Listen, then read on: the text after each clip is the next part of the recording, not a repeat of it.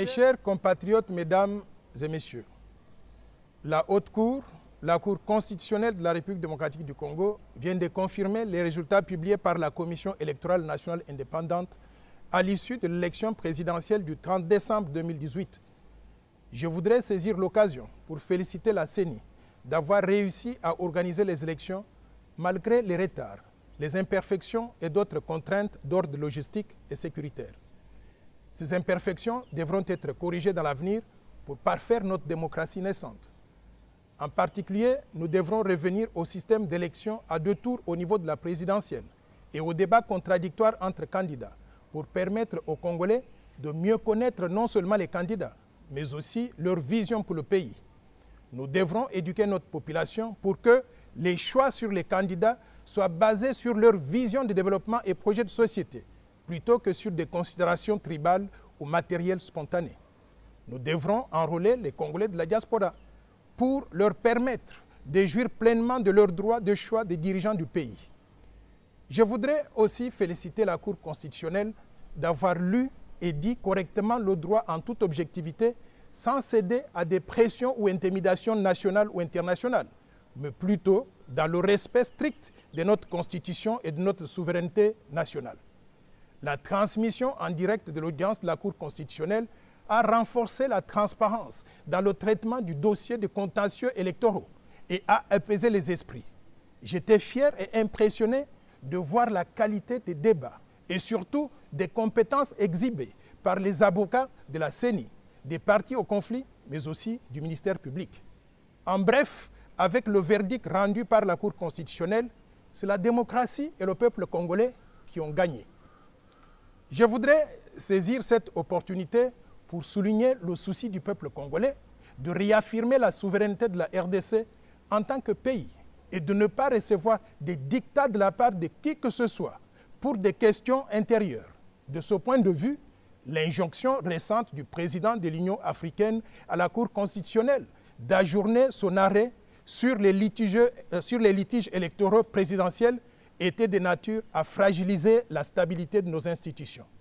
Pour l'image de notre pays, la considération de la stabilité de nos institutions et la réaffirmation de notre souveraineté nationale, il était essentiel que la Cour constitutionnelle rende son arrêt dans les délais requis par la loi si les informations provenant de l'Union africaine ne lui sont pas parvenues en temps opportun pour lui permettre de les intégrer dans la prise de décision. Mes chers compatriotes, mesdames et messieurs, dans une élection présidentielle de 21 candidats pour un fauteuil présidentiel, il ne peut y avoir qu'un seul gagnant. C'est M. Félix Antoine Tshisekedi Tshilombo qui est le gagnant de cette élection présidentielle. Comme moi, le président élu Félix Tshisekedi est un homme nouveau, issu de l'opposition, qui n'a jamais trempé dans la mauvaise gouvernance du pays et incarne le changement tant souhaité par le peuple congolais. Je salue et félicite le président élu pour sa victoire et lui souhaite bonne chance.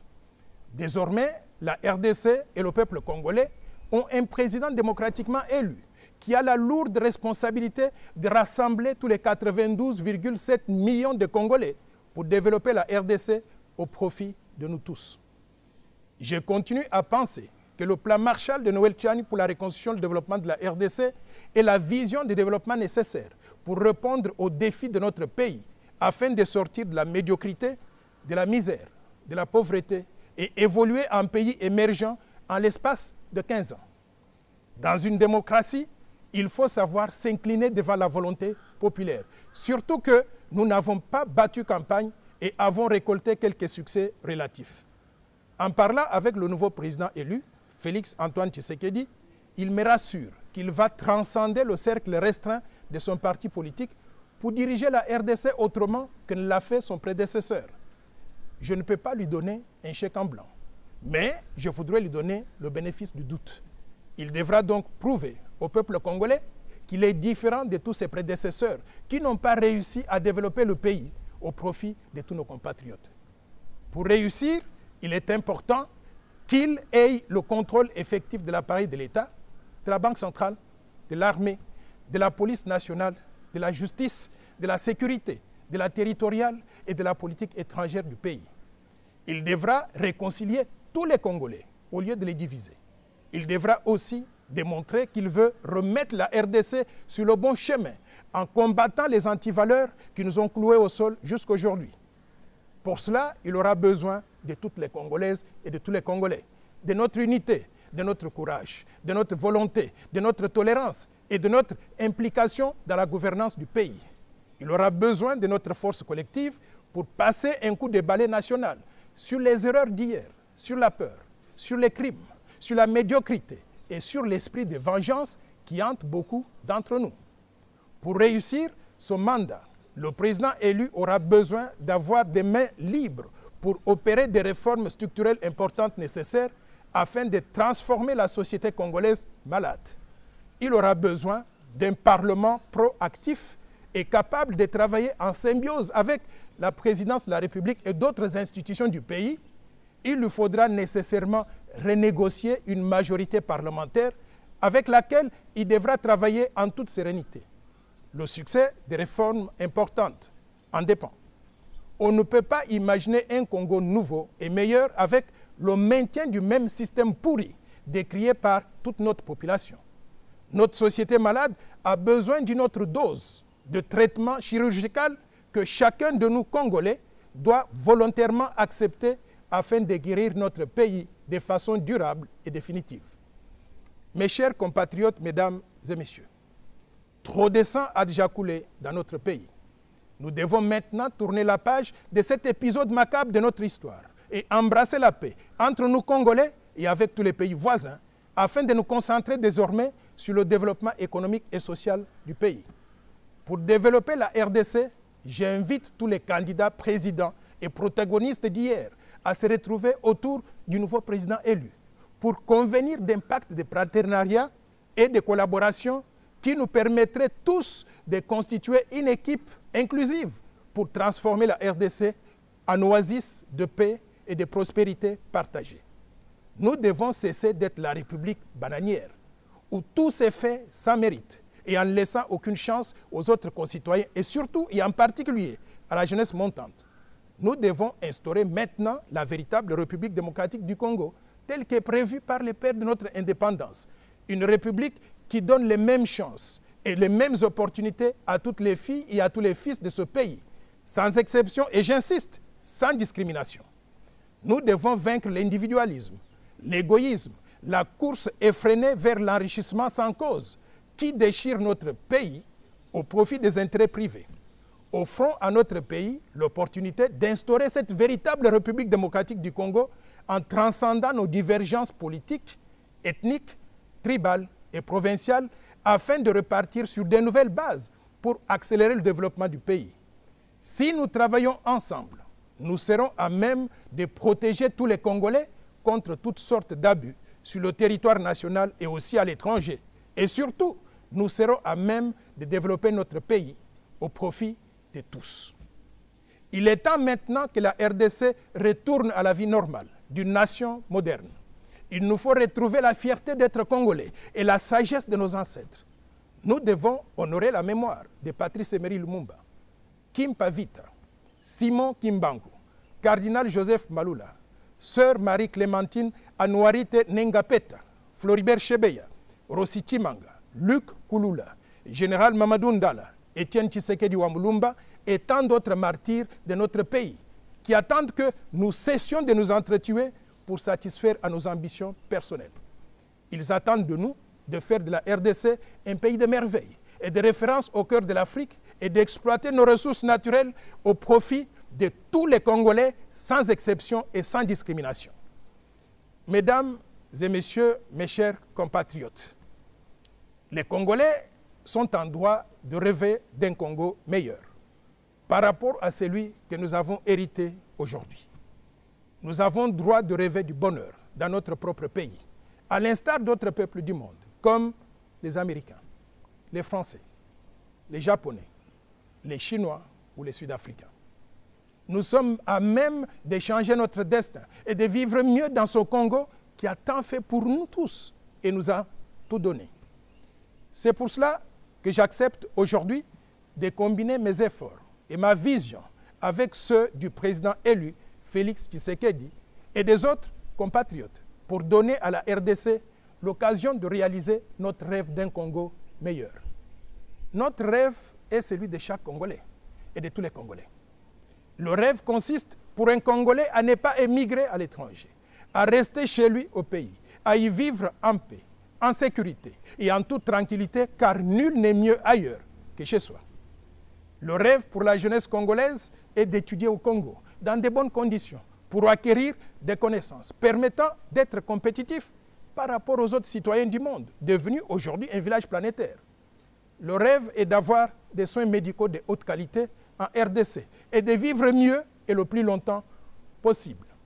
Le rêve congolais est de trouver du travail bien rémunéré en RDC après avoir terminé ses études et de s'acheter une maison et une voiture avec son salaire gagné à la sueur de son front.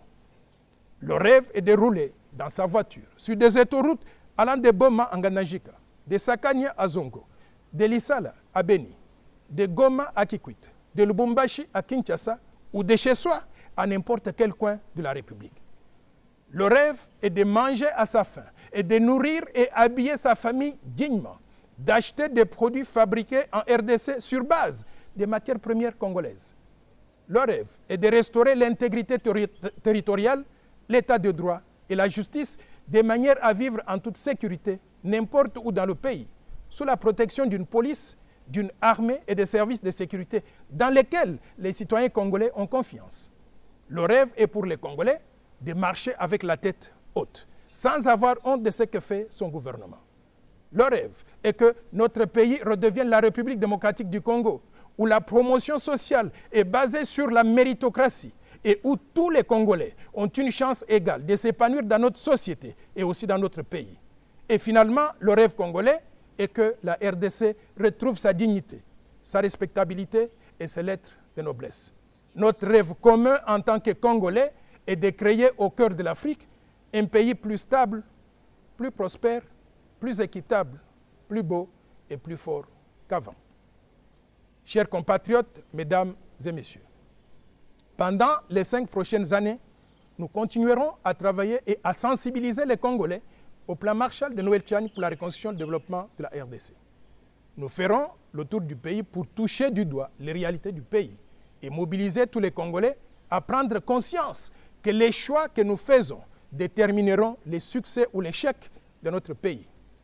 Nous espérons que nos compatriotes finiront par comprendre que le plan Marshall de Noël Tchani pour la reconstruction et le développement de la RDC est cette vision de développement grandiose pour développer la RDC au profit de tout le peuple congolais de façon durable, pour ramener la paix, pour son développement, pour son industrialisation accélérée, pour bâtir des infrastructures de base, pour mécaniser l'agriculture, l'élevage et la pêche, aux fins de réaliser l'autosuffisance alimentaire, pour promouvoir l'éducation et la santé de qualité, pour mettre en place une économie florissante et pour créer des emplois et des opportunités pour toutes les Congolaises et pour tous les Congolais, sans exception et sans discrimination.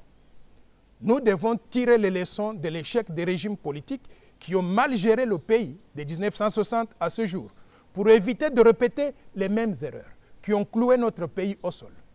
Le retard de développement dont souffre la RDC aujourd'hui ne peut être rattrapé que si nous travaillons bien, vite et dans le cadre d'une vision de développement bien articulée et bien maîtrisée.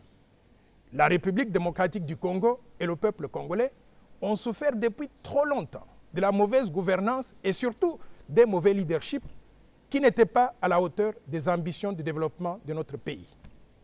Le nouveau leadership élu offre l'opportunité de remettre la RDC sur la voie du progrès en s'appuyant sur l'adhésion populaire dont il bénéficie aujourd'hui et a besoin de soutien de la communauté internationale pour s'affirmer afin d'accélérer le développement économique et social au profit de tous les Congolais.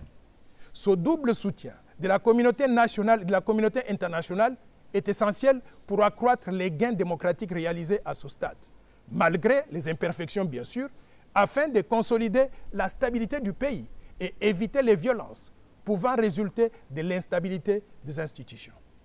En nous mettant ensemble et en travaillant comme un seul peuple autour d'une vision de développement partagée par tous, nous réaliserons notre rêve commun, car à mon avis, l'impossible n'est pas congolais. Que Dieu Tout-Puissant bénisse la République démocratique du Congo et le vaillant peuple congolais. Je vous remercie.